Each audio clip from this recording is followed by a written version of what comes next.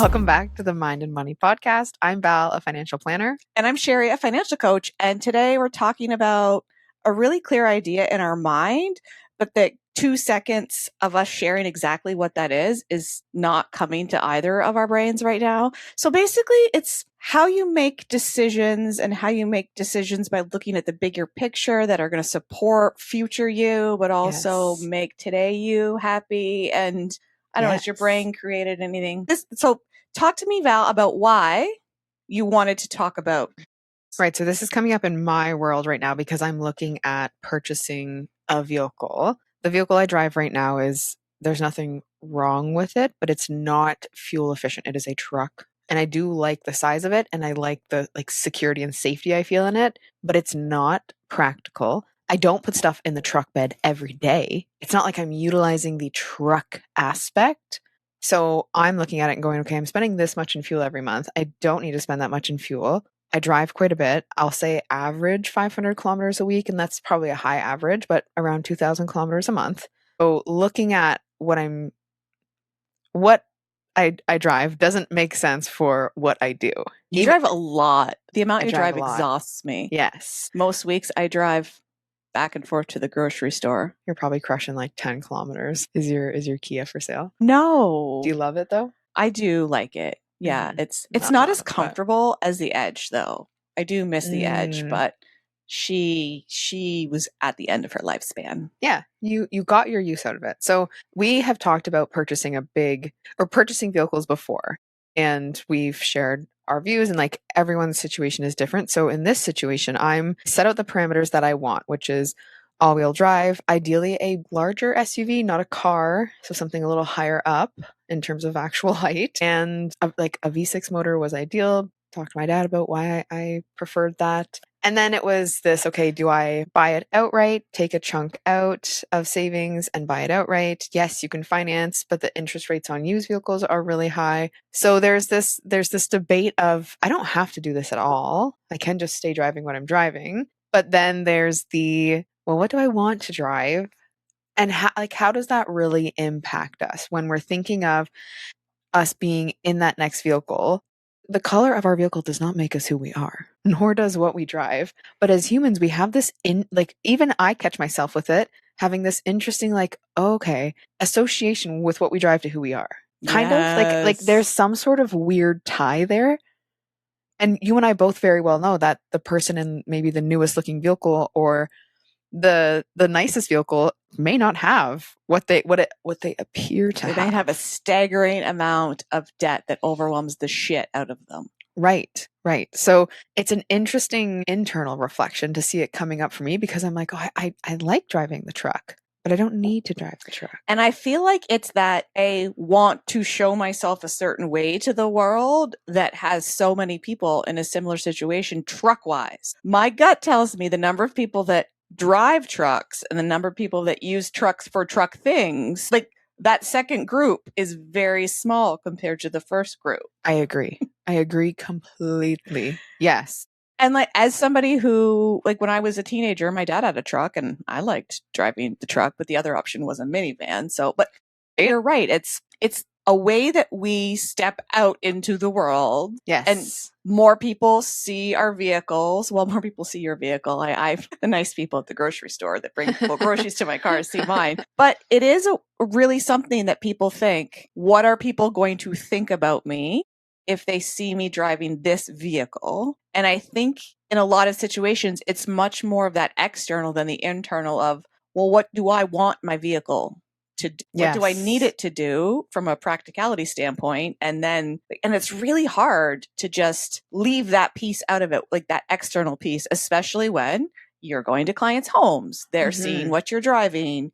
There are some people that are going to judge you and how professional you are, or if they want to work with you based on your vehicle. And those people you probably don't want to work with. Yes. But it's just really interesting to think about why you want to do the things you want to do. And then bringing in the money part of like, well, what does this decision mean for me today? What does it mean for my fuel purchases month to month moving Yeah, forward. insurance. And it does tie back into the big picture of where do I want to be in 10 years and how does this vehicle help or hinder that? So it checks all of the boxes. And we talked about when you start talking about what you're looking for, things will come to you, I'll say, or the universe will bring you options. Yep.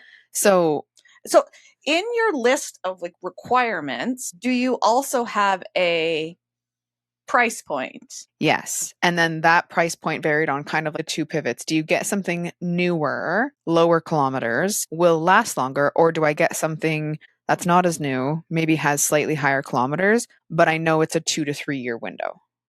Like the vehicle would only be ideally 2 to 3 years of longevity. Use. Interesting. Which I lean towards that one because it feels less committal. How old would a vehicle be that you think you're only going to get 2 or 3 years out of?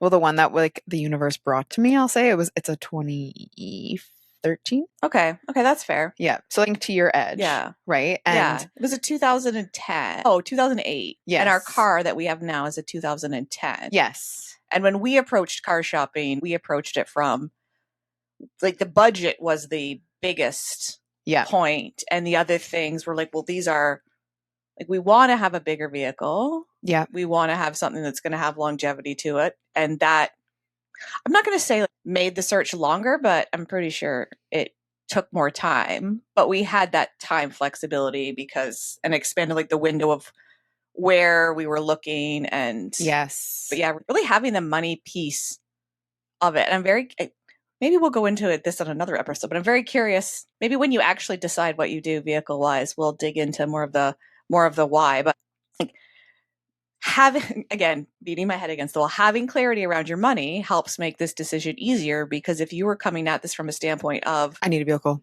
Yeah, I need a vehicle, and like come hell or high water, I'm going to get one that people are going to think X of me to have. And that comes at you from two different places too. I'm not sure if we're going to share that one we just recorded and this one back to back, but having a furnace installed today. And one of the debates was, do we have whole home humidifier installed as part of it? And first the debate was, do we fix it or do we replace it? And it's 23 years old. And the part was going to be, I think he said 1,500. And the part was also going to take 2 weeks to come. And we're in the middle of winter and we're not too bad because we've got a lot of heaters, but I wouldn't be surprised if somebody knocked on my door and said, did you start a grow up in your basement this week? Because I'm not looking forward to the electric bill. But it was really interesting because when the tech came to look at the furnace, the first thing he said, because I hate dry air in the winter, and I had a humidifier that I purchased a couple weeks ago, and as soon as he came in, he's like, that's bad.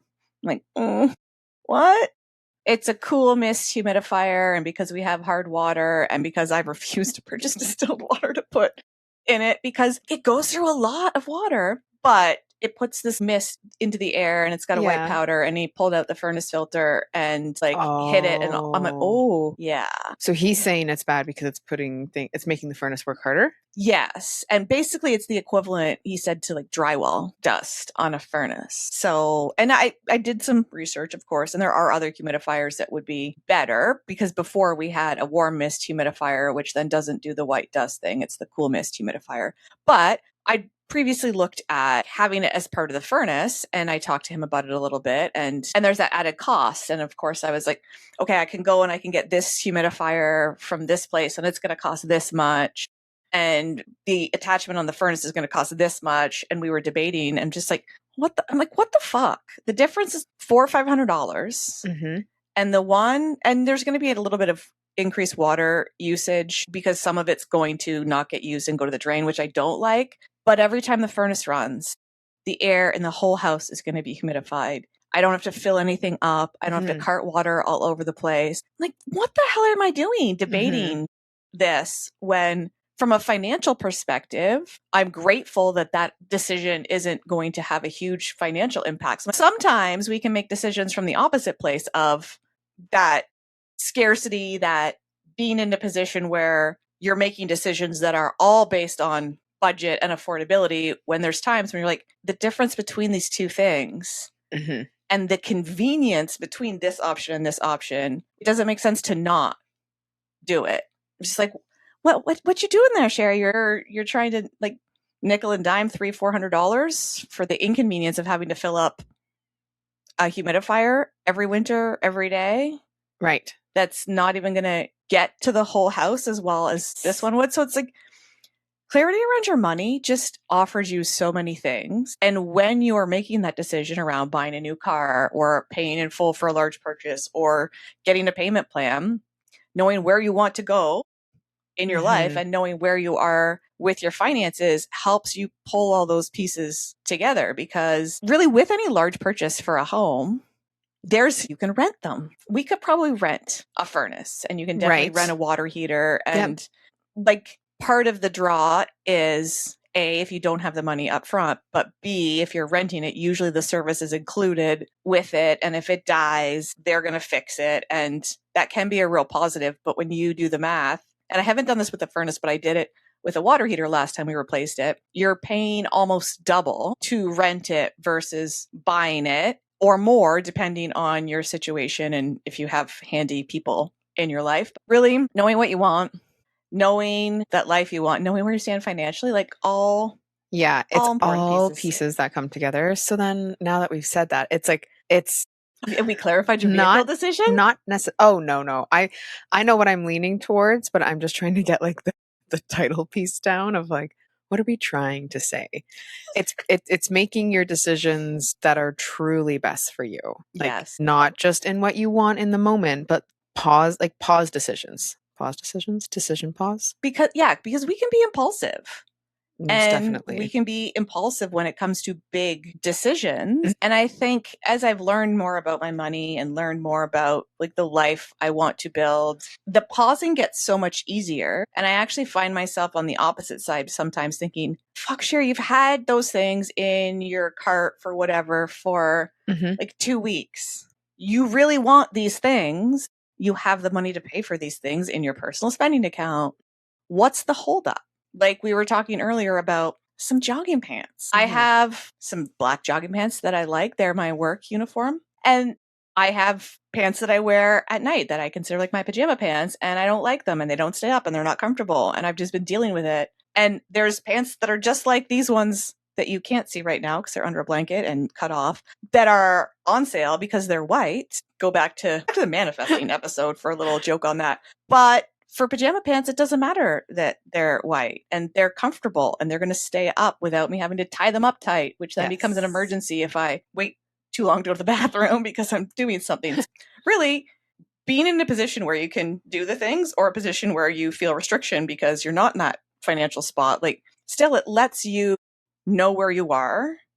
And I think one of the things I believe is no matter where you are financially, if you're building a plan, you're working to put a plan into place, you need to have some wiggle room in there for things that make you happy. For sure. Yes. And if you don't, you're going to be miserable and it's not going to be sustainable. No, because you'll rebel in a different way. Yeah. Yeah. So thinking about what you want, thinking about the big picture, thinking about how your money supports or detracts from that decision. And again, go back to the manifesting episode for so many more things other than my white sweater story. But you're capable of doing so much, but believing in it is important. And yeah, I feel like I'm going to plug the transcript into ChatGPT and see what it suggests for a title. It'll give us exactly what we need. Because we've circled around the topic, the idea, but I don't really think we've nailed it. But it's just making decisions in alignment with who you are and where you're going and where you are. And adjusting based on your reality is the initial thing that we talked about as a title, but you have to know your reality. Yeah. Yeah. And easier said than done, like most things are, but really try and focus on doing things for what is best for you, for today, and for future you. I know a big thing ADHD wise is that 2 times now and not now. And that's what leads to a lot of impulsivity is, well, now money in my bank account now, no thought of like rent next week. So having that big picture, understanding your cash flow, all those things, and really, do what's best for you and not based on what other people are going to think of you.